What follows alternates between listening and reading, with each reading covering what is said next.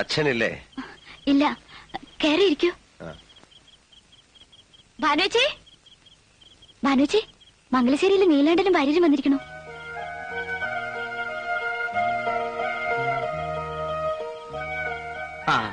അച്ഛൻ എപ്പോ വരും കുട്ടി? എത്താറാവുന്നതേ ഉള്ളൂ. കുടിക്കാൻ എന്താ? ചായ വേണം. അത് അനിയത്തിയോട് എടുക്കാൻ പറയാ. എന്നിട്ട് താൻ അവിടെ നിൽക്ക. വന്നത് മാഷിനെ കാണാനല്ല, ഇയാളെ കാണാനാ. ആ മൂപ്പരുണ്ടല്ലോ, ഡൽഹിയിലുള്ള പണിക്കർ. അദ്ദേഹത്തെ കുറിച്ച് വായിച്ചറിഞ്ഞിട്ടുണ്ട്. നമ്മുടെ രവിശങ്കറിന്റെ ഏട്ടൻ ഉദയശങ്കറിന്റെ ബാലെ ട്രൂപ്പിലൊക്കെ വർക്ക് ചെയ്ത ആളല്ലേ? അതെ. ആ, അപ്പോ തെറ്റിയിട്ടില്ലേ? ഒന്ന് ശരിക്ക് സൽക്കരിക്കണം എന്നൊക്കെ ഉണ്ടായിരുന്നു. നമ്മുടെ വീട്ടിലൊക്കെ വന്ന് കയറുക എന്ന് പറഞ്ഞാ ഇതൊരു സംഭവമല്ലേ? പക്ഷെ എന്താ ചെയ്യാ, വന്ന് കയറി മുഖത്തടിച്ച പോലെ എന്നെ കുറെ ശകാരിച്ചിട്ടങ്ങ് പോയി. ഇയാള് വളരെ ബ്രൈറ്റ് ഫ്യൂച്ചറുള്ള ആളാണ്, ഏതോ ഹൈറ്റ്സിലൊക്കെ എത്തേണ്ടതാണെന്നൊക്കെ പറഞ്ഞു. ഞാനൊരുത്തം കാരണം അതെല്ലാം ഉപേക്ഷിച്ചു എന്നറിഞ്ഞതിലുള്ള ദേഷ്യമായിരുന്നു മൂപ്പർക്ക്. എന്നോട് തന്നെ വന്ന് കാണണമെന്നും വേണച്ച കാലു പിടിക്കണം എന്നൊക്കെ പറഞ്ഞിരിക്കുക. പരിഹസിക്കരുതെന്ന് പറയൂ വാരമ്മവ. പരിഹസിക്കാനാണെങ്കിൽ ഈ രാത്രി ഞാൻ ഇത്രയും ദൂരം വരുമായിരുന്നോ? കാര്യമായിട്ട് തന്നെ ആ ചിലങ്ക കെട്ടിക്കൂടെ? കേട്ടോ, പക്ഷേ നിങ്ങളുടെ മരണത്തിന് ശേഷമേ അതുണ്ടാവൂ. എന്നും എവിടെയും തോൽക്കാൻ എനിക്കിത്തിരി പ്രയാസമുണ്ട്. ഈ കാര്യത്തിലെങ്കിലും ആർക്കും നഷ്ടമില്ലാതെ ജയിച്ചോട്ടെ ഞാൻ.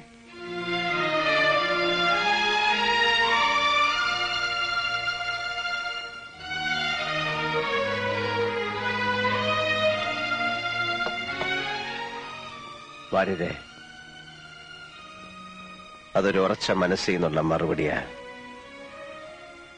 അത്രയും വേണ്ടിയിരുന്നില്ല ഭാനുവച്ചി. വേണം മോളെ. എന്റെ കണ്ണീന്നൊഴുക്കിയ ചോരയ്ക്ക് ദൈവം കൊണ്ട് മുന്നിൽ നിർത്തിയതാ.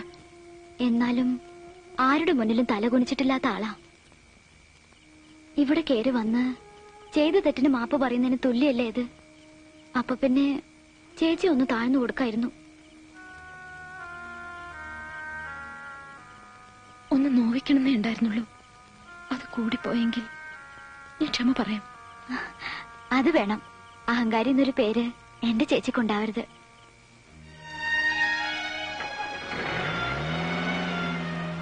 പോയി.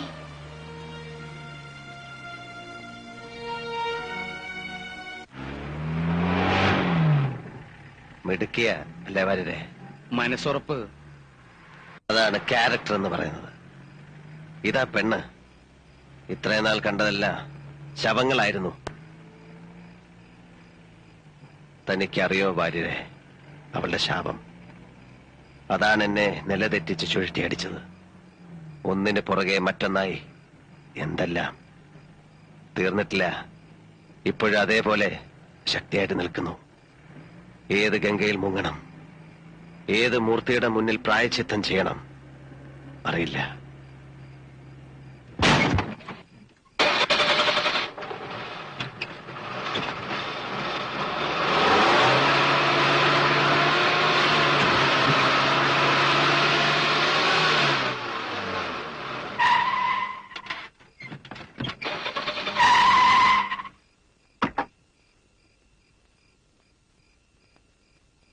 രഥം താണല്ലോടോ, ഒന്നിറങ്ങി കൈവയ്ക്ക്.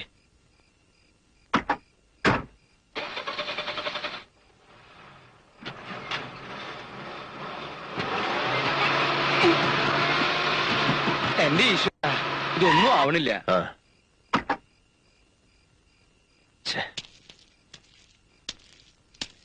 ആരാത്? ഞാനാ, മുണ്ടക്കൽ ശേഖരൻ. കുറെ നാളായടാ നിന്നെ ഒന്ന് തനിച്ച് കൈ കിട്ടാൻ ഞാൻ ഉറക്കം ഉളയ്ക്കുന്നത്.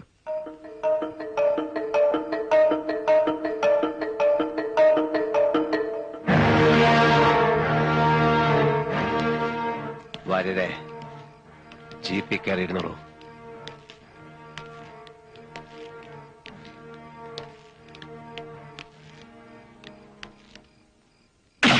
നീല,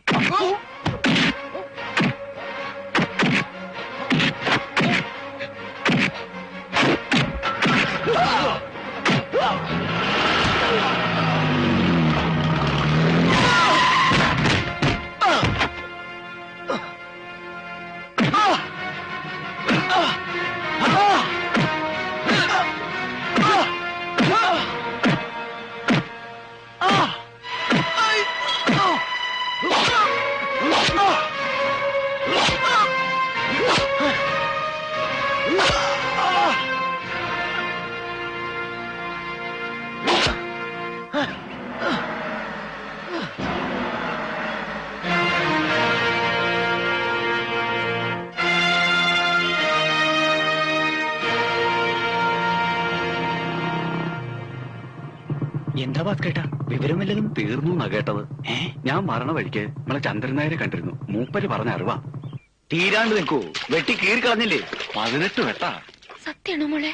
കൊളക്കടവിൽ എല്ലാവരും പറയണോ ഇന്നലെ ഇവിടുന്ന് ഇറങ്ങി പോയ വഴിക്കാ? എന്റെ ഈശ്വര, അപ്പൊ തോന്നിയൊരിതില് ഞാൻ എന്താ പറഞ്ഞത്? അറം പറ്റിയ വാക്കായി പോയി അല്ലേ ചേച്ചി? ഞാൻ അങ്ങനെയൊന്നും സംഭവിക്കുന്നു കരുതി പറഞ്ഞതല്ലോ. എന്നാലും ചേച്ചിയുടെ നാക്കേറ്റ പോലെ ആയിപ്പോയി. മോളെ അനു, അച്ഛൻ അറിഞ്ഞോ? കേട്ടു. അവനോൻ ചെയ്യണേന്റെ ഫലം ആരായാലും അനുഭവിച്ചേ പറ്റൂ, ഇല്ലേ അച്യുതാ? പിന്നല്ലാതെ ഈ ബോംബെയിലേക്കുള്ള ദാതാന്മാരുടെ കാര്യം തന്നെ എടുത്താ തന്നെക്കാൾ പോകുന്നിടത്തും രംഗത്തെത്തുന്ന ദിവസം പഴയ ആള് തീർന്നു. ഏതു മരവും ഒരു ദിവസം വീണല്ലേ പറ്റൂ. ചെയ്തു കൂട്ടിയ ദുഷ്ടതയ്ക്ക് കിട്ടി എന്ന് കൂട്ടിയാ മതി. ഞാനിന്ന് പോവാ. വിഷമിക്കണ്ട, അടുത്ത ആഴ്ച വരും. എന്താ കൊണ്ടുവരണമെന്ന് വെച്ചാ പറയാ. മടിക്കണ്ട. പട്ടുസാരിയോ സെന്റോ എന്താണെന്ന് വെച്ചാ.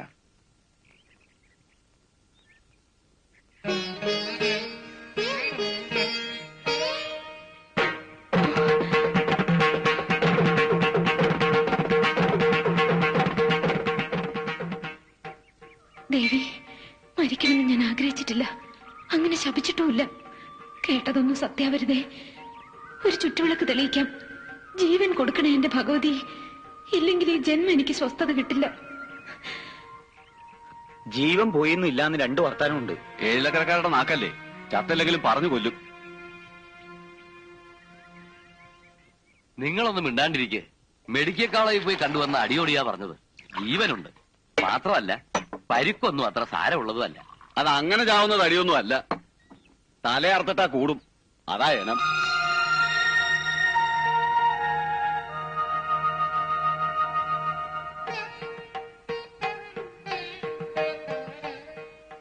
അയാളുടെ പേര് കേട്ടാ കടിച്ചു കീറാൻ വരുന്ന ഭാനുവേച്ചിയാ ഇപ്പൊ ഇങ്ങനെ മാറിയത്. ഒരു താല്പര്യത്തിന്റെയും പുറത്തല്ല. അന്ന് അങ്ങനെ പറഞ്ഞു പോയതില് എനിക്ക് അത്ര കുറ്റബോധം ഉണ്ടായിരുന്നു. അച്ഛൻ ചോദിച്ചു എന്താ അമ്പലത്തിലെ വിശേഷം, ഒന്നും പറഞ്ഞില്ല. അച്ഛൻ ആകെ മാറിയിരിക്കണു. അച്യുതേട്ടന്റെ സ്വത്തുകാവലും കൈകാര്യവും ഇപ്പൊ പഴയ ആളേ അല്ല. എന്തൊക്കെയോ കണക്കുകൂട്ടില്ല അച്ഛന്. അച്യുതേട്ടൻ വെറുതെ അല്ല ഈ സഹായമൊക്കെ ചെയ്യണത്. അത് അയാളുടെ കയ്യിലിരിക്കേയുള്ളൂ. ഭാനുവിനെ അറിയില്ല, അയാൾക്കും അച്ഛനും. നാളെയല്ലേ മൂപ്പര് ആശുപത്രിയിൽ നിന്ന് കൊണ്ടുവരുന്നത്? എത്ര വേഗ ദിവസങ്ങൾ പോയത്. മംഗലശ്ശേരിക്കാ വന്നുല്ലേ? ഇനി ശേഖരന് പോവാ, ആസ്പത്രിയിലേക്കല്ല. നീലകണ്ഠൻ ഒരു സാവകാശമില്ലാത്ത ആളാ. ഇന്ന് തന്നെ വല്ല നടക്കും.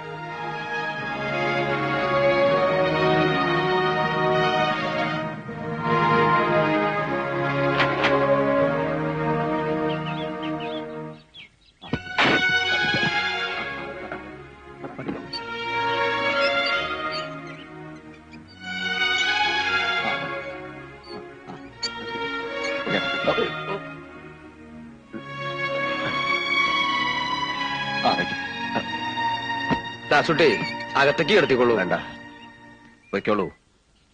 എന്നിട്ട് വിവരം അറിയാൻ കാത്തു നിൽക്കുന്നവരോട് പറഞ്ഞേക്ക് പാതി ചത്തുന്ന്. ഇടത്തെ കൈയും ഇടത്തെ കാലും. അത് കണ്ട് ചിരിക്കാൻ താല്പര്യമുള്ളവർക്ക് ഇവിടെ വരാം. സഹതപിക്കാനാണെങ്കിൽ ഒരു നായന്റെ മോൻ ഇങ്ങോട്ട് വരണ്ട.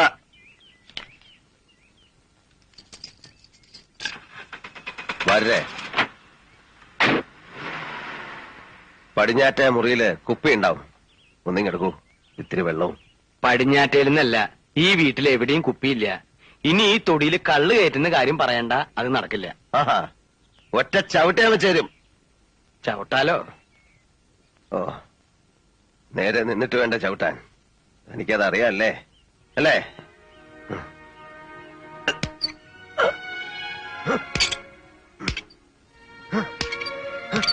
നീല, എന്നോട് ദേഷ്യം തോന്നിയാലും സാരില്ല. വൈദ്യർക്കൊരു വാക്ക് കൊടുത്തിട്ടുണ്ട്. നേരാമണ്ണം പത്യം നോക്കിയാൽ ചികിത്സ കൊണ്ട് ഗുണമുണ്ടാവും. എഴുന്നേറ്റ് നടത്തുന്ന വൈദ്യര് പറഞ്ഞിരിക്കുന്നത്.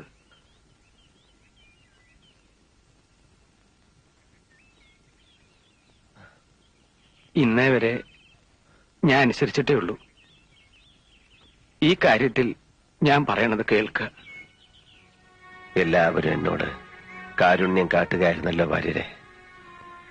പിതൃത്വം മറച്ചുവെച്ച് അമ്മ, കഴുത്തറക്കാതെ പാതയിൽ നിർത്തി ശേഖരൻ, അല്പപ്രാണൻ തിരിച്ചു നൽകിക്കൊണ്ട് ഡോക്ടർമാർ, കാരുണ്യം കൊണ്ട് കരൾ കുത്തിപ്പറിക്കുക. ഇതിനെല്ലാം ഞാൻ എന്ത് തെറ്റാ വാര്യരെ ചെയ്തത്? അതോ ഇതിൽ കൂടുതലാണോ ഞാൻ അർഹിക്കുന്നത്? എങ്കിൽ എനിക്ക് വയ്യ വാര്യരെ, ഇനി ഒന്നും നേരിടാനുള്ള കരുത്തെനിക്കില്ല.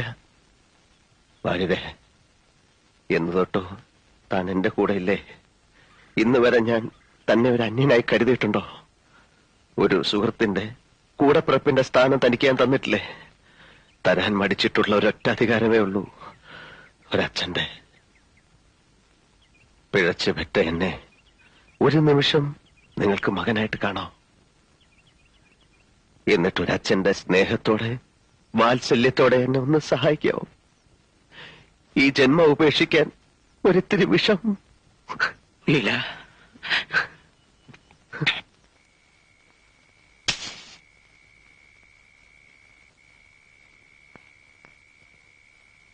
കാലം ഒരുപാടായി നീ ഒരു മോഹമായി മനസ്സിൽ കയറിയിട്ട്. അമ്മാവനും മരുമോനും കൂടി ഒരേ പാത്രത്തിൽ നിന്ന് അതൊരു സുഖമല്ലല്ലോ എന്ന് കരുതി മാറി നിന്നതാ.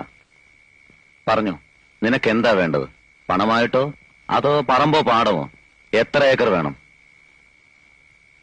ഒരു നിർബന്ധമേ ഉള്ളൂ, ഞാൻ മടുത്ത് അവസാനിപ്പിക്കുന്നത് വരെ ഞാൻ മാത്രമേ പാടുള്ളൂ. ശേഖര, അസമയത്തൊന്ന് വിളിച്ചപ്പോ വാതിൽ തുറന്നത് ഇരിക്കാൻ ക്ഷണിച്ചതും നിന്റെ കേമത്തരം കണ്ടിട്ടല്ല, എന്റെ മാന്യത. മുഖം കറുത്ത് എന്തെങ്കിലും പറയാൻ ഇടവരുത്താതെ പോവാൻ നോക്ക്. വേണ്ട, നാട്യമൊന്നും എന്റെ അടുത്ത് വേണ്ട. ആദ്യം നീലകണ്ഠൻ, പിന്നെ എന്റെ അമ്മാവൻ. ഇനി ഈ ഏഴിലക്കരയിൽ ആർക്കെങ്കിലും നീ പാവരിക്കുന്നുണ്ടെങ്കിൽ അത് ശേഖരനായിരിക്കണം. അതിന് യോഗ്യം ഞാൻ തന്നെ ഉള്ളൂ. യോഗ്യത? നീലകണ്ഠന്റെയും നിന്റെയും പേര് കൂട്ടി പറയാൻ നീ ഇനി ഒരു ജന്മം കൂടി ജനിക്കണം ശേഖര. ഞാൻ വഴങ്ങിയിട്ടുണ്ട് നീലകണ്ഠന്റെ മുമ്പിൽ. തേടി വന്നതല്ല, ആ പൗരുഷത്തിന്റെ മുന്നിൽ ഞാൻ ചെന്ന് വീഴുകയായിരുന്നു. ഒടുവിൽ എന്നോട് മാറി നിൽക്കാൻ പറഞ്ഞപ്പോൾ എന്റെ നിസ്സഹായാവസ്ഥയിൽ രക്ഷകനായി വന്നതായിരുന്നു നിന്റെ അമ്മാവൻ. ദുരുദ്ദേശത്തോടെയാണെങ്കിലും എനിക്ക് വേറെ വഴിയില്ലായിരുന്നു. നീ ഇപ്പോൾ അഹങ്കരിക്കുന്നുണ്ടാവും നീലകണ്ഠനെ വീഴ്ത്തിയെന്ന്. 10 ആളിന്റെ ബലവും ഇരുട്ടിന്റെ മറവും ഇല്ലാതെ നേർക്ക് നേരെ നിനക്കൊരു ചുക്കം ചെയ്യാൻ കഴിയില്ല. ഇപ്പോഴും ഈ നിലയിൽ രണ്ടു കാലി നിവർന്നു നിൽക്കാൻ കഴിയാത്തന്റെ വീരം പറയുന്നു. ചത്താലും ചേരില്ല അവന്റെ മഹത്വം. ഓർമ്മ വെച്ച നാള് തൊട്ട് ഞാൻ അനുഭവിക്കുന്ന നാണക്കേട്. കളിപ്പന്ത് കളിക്കുന്ന മൈതാനത്ത് അമ്പലക്കുളത്തിൽ മുങ്ങാങ്കുഴിയിടുമ്പോ എന്നെ തോൽപ്പിക്കാനായി എന്നും അവനുണ്ടായിരുന്നു. ഇപ്പോ നിന്റെ രൂപത്തിൽ അവൻ എന്നെ ജയിക്കുകയാണ്. ഇല്ല, അവന്റെ നാശം, ഇഞ്ചിഞ്ചായി ചതഞ്ഞുള്ള അവന്റെ മരണം കാട്ടിത്തരാൻ നീ അടക്കമുള്ള എല്ലാവർക്കും. ഇനി എനിക്കത് വ്രതമാണ്. നോക്കിക്കോ.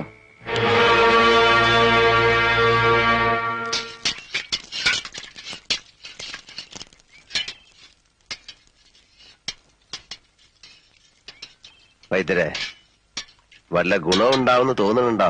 അതോ പോക്ക് തന്നെയാണോ? ആദ്യം വേണ്ടത് വിശ്വാസ. വൈദ്യത്തിലും വൈദ്യനിലും. എനിക്കൊന്നിലും വിശ്വാസമില്ല. അത് വേണം. മനസ്സും കൂടെ മരുന്നിന്റെ ഒപ്പം പ്രവർത്തിക്കണം. ആദ്യം ഈ നിരാശ അങ്ങോട്ട് മാറ്റുക. ഞാൻ എപ്പോഴും പറയാറില്ലേ, താൻ പ്രസംഗിക്കണ്ട. തനിക്ക് എല്ലാത്തിനും ഉണ്ടല്ലോ ഓരോ ന്യായീകരണങ്ങള്. അതെ, എന്നെ തിന്നാൻ വന്നോളൂ.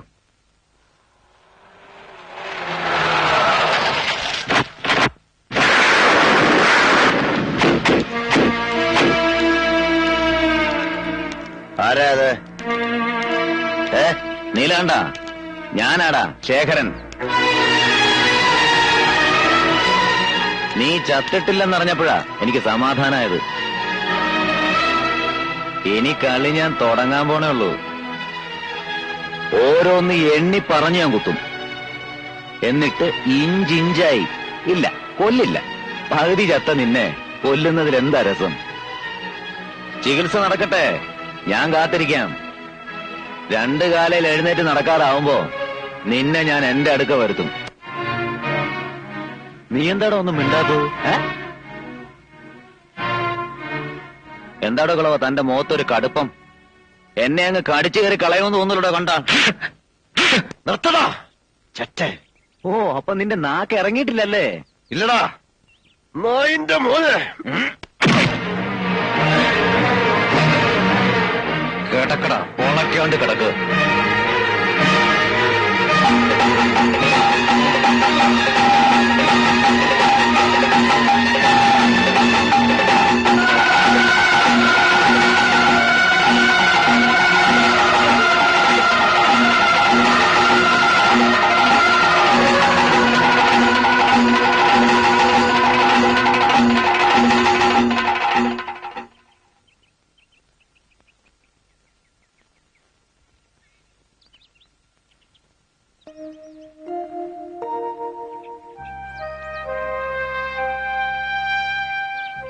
ഓ, ഇയാളോ?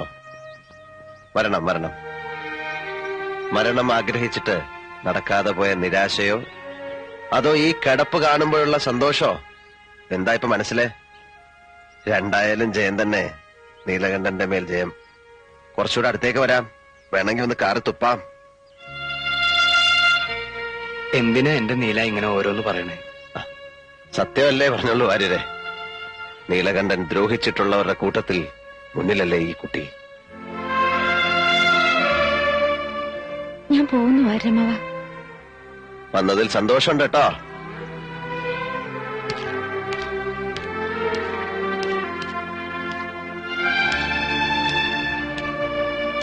ചികിത്സ നടക്കുന്നു. തെറി കേട്ടാലും പത്യം തെറ്റിക്കാതെ ഞാൻ കൊണ്ടുപോകുന്നു. ഇപ്പോഴാണല്ലോ എനിക്ക് അനുസരിപ്പിക്കാൻ കഴിയണത്. മുറിവുകളൊക്കെ കുറച്ച് ഭേദമായതായിരുന്നു. പക്ഷേ ഇന്ന് പിന്നെയും. എന്നോടൊരു വാക്ക് ചോദിക്കാതെ നീ എന്തിനവിടെ പോയി? മുമ്പ് അവിടെ പോയിട്ടുള്ളതെല്ലാം അച്ഛന്റെ ഇഷ്ടത്തിനായിരുന്നല്ലോ. ഇപ്പോ എന്റെ ഇഷ്ടത്തിനും കൂടി പോണം തോന്നി. ഭാനോ, പ്രായം തികഞ്ഞ ഒരു പെണ്ണാണ് നീ. ആ ആഭാസൻ പ്രായം ചെന്ന 2 പെൺകുട്ടികളെയും കൊണ്ട് അച്ഛൻ ഈ പറയുന്ന ആഭാസന്റെ അവിടെ പാർക്കാൻ ചെന്നിരുന്നു. എന്നിട്ടൊന്നും സംഭവിച്ചില്ലെങ്കിൽ ഇപ്പൊ തീരെ ഭയക്കണ്ട. എഴുന്നേറ്റ് നിൽക്കാൻ പോലും ആവതില്ലാത്തൊരു മനുഷ്യനാണ് അയാൾ ഇന്ന്. തർക്കുത്തരം വേണ്ട. അച്ഛൻ എങ്ങനെ കഴിയുന്നു ഇങ്ങനെയൊക്കെ മാറാൻ? പോയി കണ്ട് വിവരങ്ങൾ അന്വേഷിക്കേണ്ടത് അച്ഛനല്ലേ? അച്ഛനല്ലേ അയാളുടെ ഔദാര്യങ്ങൾ പറ്റിയിട്ടുള്ളത്? ഉണ്ട ചോറിനുള്ള നന്ദി അതെങ്കിലും കാട്ടണ്ട അച്ഛാ. വേറൊരുത്തന്റെ ഔദാര്യത്തില് ഇപ്പൊ 3 നേരം സുഭിക്ഷയായിട്ട് കഴിയാന്ന് വന്നപ്പോ എല്ലാം മറന്നു. മതി പ്രസംഗിച്ചത്. ഇനി ഞാൻ അറിയാതെ നീ എവിടെ പോകരുത്, മനസ്സിലായോ?